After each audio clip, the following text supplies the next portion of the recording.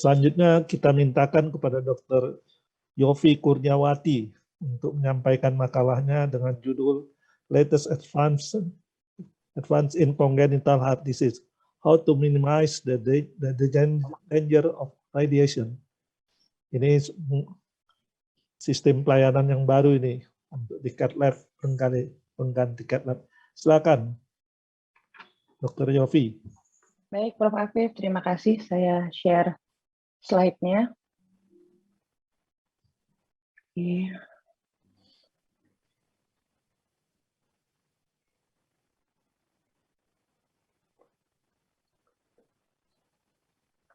Ya, sudah terdengar ya, Prof, suaranya, Prof? Cukup bagus. Baik. Ya, kedengaran. Silakan. Baik, Prof, saya mulai. Assalamualaikum warahmatullahi wabarakatuh. Selamat siang. Pada kesempatan ini, saya mendapat tugas untuk membawakan topik mengenai latest advancement in congenital heart disease. Jadi, apakah yang metode baru yang kita kerjakan pada congenital heart disease, bagaimana cara meminimalisasi bahaya radiasi. Oke, kita tahu bahwa dalam penata-laksanaan penyakit jantung bawaan ini banyak kita lakukan melalui prosedur transkateter ya, sehingga penggunaan fluoroskopi dan angiografi tentu juga akan makin meningkat. Pada anak maupun infant sendiri dikatakan dia mempunyai 3 kali lebih sensitif terhadap radiation-induced malignancy dibandingkan dengan dewasa. Dan pada beberapa pasien ternyata prosedur kateterisasi ini tidak hanya sekali, tapi dapat dikerjakan beberapa kali pada satu pasien. Sehingga kita memerlukan suatu effort atau suatu teknologi untuk mengurangi resiko radiasi yang disebabkan oleh fluoroskopi dan penggunaan angiografi ini, baik itu untuk pasien maupun untuk intervensionisnya sendiri. Nah, salah satunya yang banyak saat ini kita kerjakan adalah teknik dengan zero fluoroscopy atau echocardiography guided only transcatheter closure.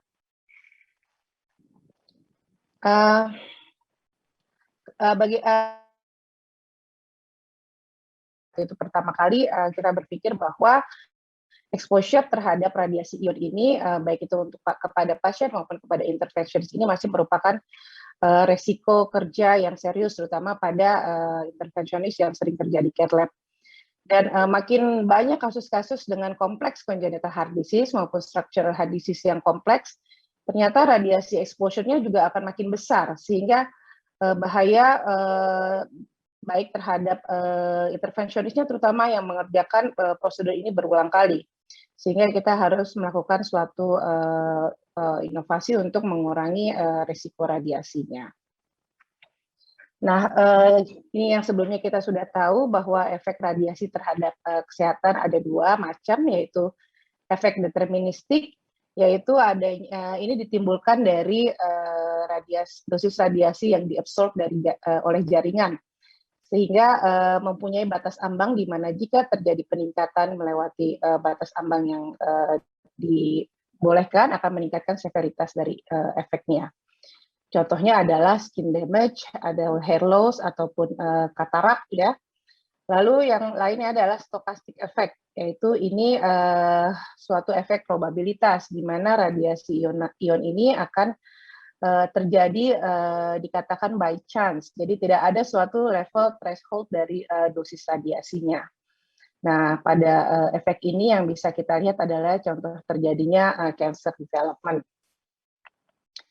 Nah, ini adalah laporan yang sudah pernah dirilis mengenai resiko radiasi pada pasien-pasien yang mengalami atau yang menjalani suatu prosedur kateterisasi. Ya, untuk yang di sebelah kanan ini mereka menggunakan biomarker untuk melihat apakah terjadi perubahan dari DNA. Dan di sini dari konklusinya dikatakan bahwa biomarker yang digunakan yaitu alfa gamma H2AX fokus ini merupakan dapat menggambarkan suatu perubahan kerusakan dari DNA. Dan ini ditemukan ternyata pada kasus-kasus tersebut, yang pasien-pasien yang mengalami yang menjalani kardiak kateterisasi. Lalu yang laporan lain ini adalah insiden cancer pada anak-anak ataupun yang adult yang menjalani prosedur kateterisasi. Ini kita lihat rata-rata insiden rate-nya ini meningkat, terutama kasus-kasus dengan kelainan atau malignansi pada darah ya. Dan setelah dilakukan sensor pada pasien-pasien dengan post-transplant, ini masih ternyata insiden leukemianya yang cukup meningkat. Nah, ternyata kalau kita lihat bukan hanya untuk pasien, tetapi untuk intervensionisnya juga ini mempunyai bahaya yang sama. Ya, radiasi exposure ini dapat menimbulkan beberapa masalah yang sudah dilaporkan, yaitu mengenai left-sided brain cancer pada physician yang melakukan interventional prosedur, ataupun perubahan lensa mata atau yang kita bilang dengan katarak. Ini banyak sekali terjadi, dan dilaporkan lagi ada beberapa kasus adanya masalah tiroid, reproduksi maupun neurodegeneratif.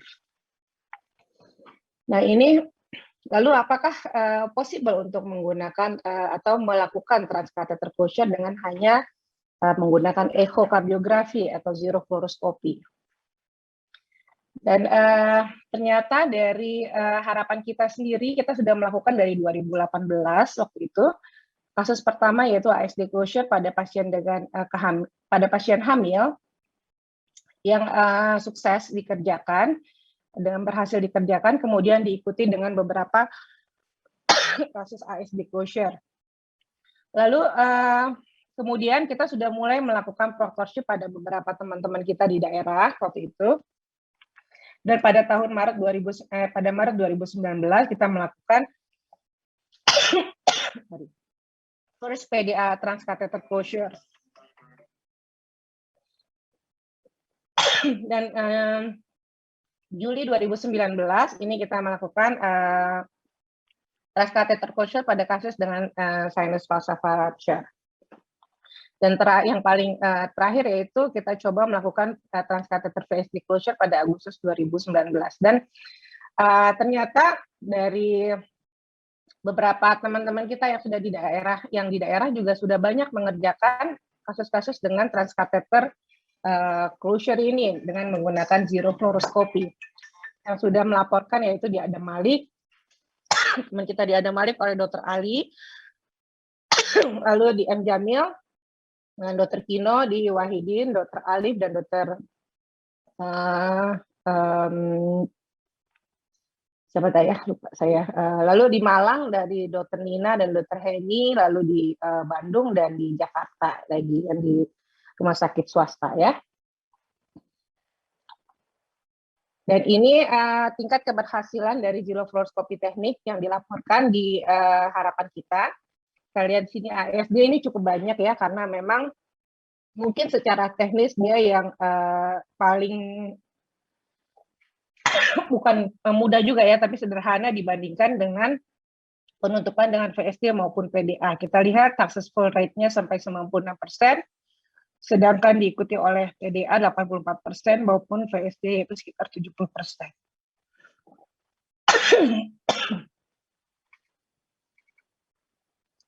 Nah, apakah tantangannya pada zero fluoroscopy teknik ini? Yang pertama adalah visualisasi dari kateter ataupun wire ini harus sangat jelas ya. Minum dulu yuk. Iya, Prof. Maaf ya, Prof. Minum dulu, nggak apa-apa.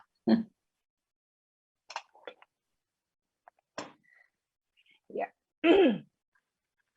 Ya, kalau kita lihat di sini ya, kita harus dengan jelas itu bisa melihat di mana posisi kateter maupun wire itu berada. Sehingga kalau dari echo kita nggak bisa lihat di mana, itu kita harus berhenti dan harus memastikan di mana sih sebenarnya posisi dari kateter ataupun wire tersebut. Yang kedua adalah operator dependent. Nah, tentu pada teknik ini kita memerlukan suatu learning curve ya. Jadi makin banyak kita mengerjakan, tentu akan makin well trained. Jadi memang makin well trained suatu echocardiographer maupun intervensionisnya ini akan makin memudahkan untuk kerja zero fluoroscopy teknik ini. Lalu yang ketiga adalah technical challenge, biasanya yang antegrade approach atau transvenous approach itu biasanya lebih sulit dan atau lebih challenging dibandingkan dengan transarterial approach. Nah, tapi memang advantage-nya adalah memang kita berusaha untuk tidak menggunakan radiasi sama sekali, gitu. Nah, ini adalah transcatheter closure. Bagaimana pre-prosedural TE-nya ini hampir sama dengan yang kita kerjakan pada fluoroskopi, yaitu kita harus melihat tipe dari ASD-nya, lalu ukuran ASD-nya bagaimana dan berapa banyak, apakah dia satu atau multiple, atau ukurannya dia oval. Lalu kita lihat rim-rimnya yang harus kita evaluasi apakah ini cukup rimnya, atau ada rim yang floppy maupun rim yang tipis, terutama untuk yang posterior dan IVC rim. Yang ini karena harus benar ada dan cukup baik. Lalu kita lihat apakah ada abnormalitas dari kelainan lain yang memerlukan operasi. Tentu kalau memang ada, kita tidak boleh melakukan transcatheter closure. Lalu ada variasi yang lain seperti Eustachian valve, Chiari network maupun septal alignment. Ini dapat kita lihat dari dan cukup baik dilihat dari TEE. Nah, ini adalah contoh kasus kita ya, yaitu kateter yang pertama masuk dari IVC, kemudian ke RA. Kita bisa lihat ini kateter melalui ASD masuk ke left atrium dan kemudian kita ke pulmonary vein.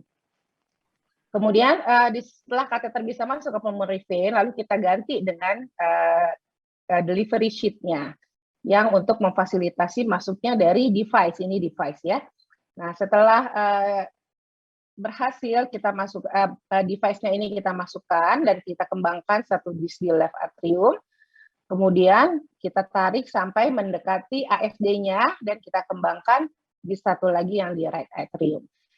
Nah, sebelum detach atau sebelum kita lepas, tentu kita harus melihat, mengevaluasi dulu bagaimana posisi device-nya, apakah ada residual ASD, bagaimana kondisi katup-katupnya, apakah ada device-nya ini mengganggu katup ya, seperti mitral atau ada mengganggu katup tricuspid. Nah, itu harus kita lihat dan kita pastikan sebelum kita lakukan pelepasan dari device. Nah, ini kasus kita juga yang cukup mungkin lebih secara teknik lebih sulit waktu itu. Beberapa kali kita pasang dengan teknik biasa ternyata tidak bisa karena disknya ini terus slip ke right atrium.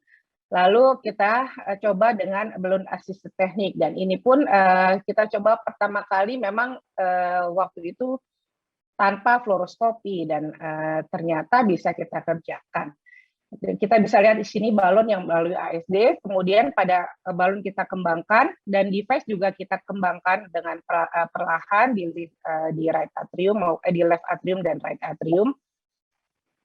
Kemudian supaya dia menahan sehingga disk yang di left atrium ini tidak slip ke right atrium. Nah, setelah posisi kemudian balon pelan-pelan kita kempeskan sambil kita kembangkan sempurna dari disk di left atrium dan right atriumnya.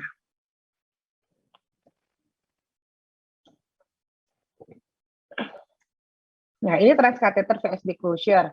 Ini agak lebih secara teknis lebih sulit dibandingkan dengan ASD. Kita ada dua cara, yaitu retrograde atau transarterial maupun antegrade atau transvenous. Pre-proseduralnya sama, kita harus melihat kuantitas dari atau ukuran VSD maupun tipe VSD-nya, lalu bentuknya, morfologinya seperti apa, apakah ada membran septal aneurysm, lalu VSD, jarak antara VSD dengan katup-katup, yaitu aortic valve ataupun tricuspid valve, yang kita harapkan bahwa nantinya device tidak akan mengganggu katup tersebut. Lalu kita bisa juga melihat bagaimana kita mencoba untuk meng-crossing maupun device selection. Ini adalah transarterial approach. Jadi kita bisa lihat sendiri ini kateter masuk dari aorta, kemudian ke left ventricle, dan diposisikan kateter di depan VSD. Kita menggunakan guiding atau diagnostic Justin right catheter ya. Kemudian kita bisa coba langsung menggunakan kateter untuk crossing, atau kita bisa coba dengan bantuan wire. Dengan tentunya guiding dari TEE ataupun pressure tracking. Jadi setelah dia lewat dari VSD ini, kita bisa melihat tuh bahwa oh kita udah sampai di right ventricle itu dengan bantuan TEE maupun dari pressure dari ventricle kanan. Nah, setelah kita berhasil melewati VSD kemudian masuk ke ventricle kanan, kemudian ini device kita masukkan melalui delivery catheter atau guiding catheter, dan kemudian deploy device di VSD, dan sebelum kita lepaskan device, tentu kita juga harus melihat posisi dari device, residual shunt maupun gangguan pada katup-katup aorta maupun pada tricuspid. Okay. Ini yang transarterial. Nah, yang transvenous ini lebih sulit sebenarnya dibandingkan dengan transarterial. Makanya biasanya kalau bisa kita kerjakan dengan transarterial approach, tentu kita akan coba dengan transarterial, jadi melewati arteri. Nah, ini contoh perimembranous VSD dengan diameternya cukup besar 6-7 dan diameter eksitnya 5-6. Nah, waktu itu karena dia dekat dengan katut tricuspid, jadi kita menggunakan single disc device, dan kita masuk dari, kalau di sini skemanya ya, kita masuk dari vena femoralis, kemudian di RA, sampai di RA, dan kita masuk ke right ventricle dengan menggunakan diagnostic Jaski right catheter. Nah, ini kemudian kateter tersebut sampai ke PA, dan pelan-pelan kita tarik kembali sampai di depan VSD. Kemudian kita coba untuk melewati VSD, dan jika sampai berhasil ke left ventricle, nah ini kita harus ganti. Ini wire-nya ya, kita harus ganti dengan yang namanya delivery sheet. Nah, delivery sheet ini akan memfasilitasi masuknya device. Nah, setelah device bisa berhasil kita antarkan ke left ventricle, kemudian kita tarik sampai ke VSD, dan kita kembangkan di right ventricle yang satunya. Oke. Ini lalu kemudian transkateter PDA closure yang juga sudah kita kerjakan melalui zero fluoroscopy. Ya, ini juga ada dua pendekatan, yaitu transarterial maupun transvena. Nah, pre-procedural assessment-nya hampir sama ya, dengan yang tadi, morfologi PDA-nya seperti apa, PDA size bagaimana, ukuran ismus maupun ukuran ampula. Lalu ada kondisi lain nggak yang akan kira-kira akan membutuhkan attention atau membutuhkan judgment kita untuk melakukan penutupan transkateter ini. Contohnya adanya coarctatio aorta ataupun ada pulmonary hypertension. Sehingga pada kondisi tersebut tentu kita harus menimbang-nimbang atau apa yang akan kita gunakan, apakah bisa dipasang device atau tidak. Pada coart yang severe tentu tidak kita boleh pasang device PDA. Nah, ini transarterial approach. Oke, kita lihat di sini PDA kita tutup PDA melalui aorta ya. Kita lihat di sini kateter masuk dari arteri femoralis nih. Ya, kateter di sini, kemudian kita tempatkan di depan PDA-nya. Di depan sini. Kemudian setelah itu, nah ini kita bisa masukkan setelah kita bisa lewat dari PDA-nya crossing ke dalam PA, melewati PDA. Kemudian device kita kembangkan di PA dan kita tarik sampai ke menutupi PDA, dan kemudian disk yang satu lagi kita kembangkan. Ini adalah transarterial. Contohnya seperti yang di atas ini ya. Kita masuk melalui aorta dan kita tutup di sisi PA dan di sisi aorta. Oke, lalu bagaimana yang pendekatan satu lagi, yaitu yang antegrade approach. Dia dari sistem vena masuknya. Jadi kita masukkan kateter dari vena femoralis seperti pada waktu VSD tadi, kemudian ke right atrium, kemudian ke right ventricle, dan ke pulmonary artery, ya. Nah, dari pulmonary artery ini kita mencoba untuk melewati PDA sampai ke aorta descending. Nah, setelah itu kita kita akan coba ganti dengan delivery sheet. Ini delivery sheet-nya yang berada di aorta descending. Kemudian setelah kateter atau delivery sheet ini bisa masuk di aorta descendant, kemudian device-nya kita masukkan dan kita pasang untuk disknya kita kembangkan, satu di sisi aorta dan satu di sisi PA. Nah ini, dan ini kita menggunakan device yang double disk device ya. Kita sebelumnya kita harus lihat sebelum pelepasan bagaimana posisi device, masih adakah residual atau tidak ya. Jika semuanya baik, baru kita lakukan pelepasan dari device. Nah, ini ada laporan kasus kita mengenai rupture sinus falsafa ya. Jadi ini juga bisa kita tutup secara transkateter. Ini kita bisa lihat adanya rupture dari dari sinus falsafa ke right ventricle. Nah, kita lihat di sini sekitar diameternya sekitar 3.